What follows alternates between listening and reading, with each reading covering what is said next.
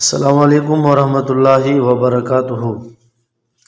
آج کا سوال ہے، اکثر کہا جاتا ہے کہ کالے رنگ کے پاجامے اور چپل نہیں پہننے چاہیے کیونکہ خانہ کعبہ کا غلاف کالے رنگ کا ہوتا ہے، اس لیے بے ادبی ہوتی ہے۔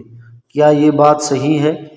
جواب: واضح رہے کہ فی نفس ہی کالے رنگ کا لباس اور جوتا پہننا صحیح ہے، کیونکہ نبی کریم صلی اللہ علیہ وسلم سے بھی سیاہ یعنی کالے رنگ کی چادر اور کالے رنگ کا موزہ پہننا ثابت ہے، اس لیے کالے رنگ کا لباس اور جوتا پہنا جا سکتا ہے۔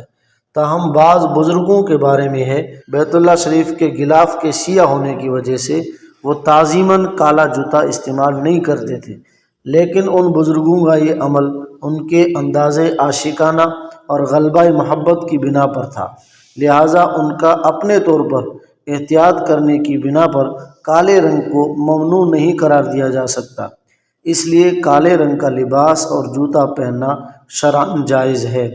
دارالافتاء جامعہ علوم الاسلامیہ، علامہ محمد یوسف بن نوری، ٹاؤن۔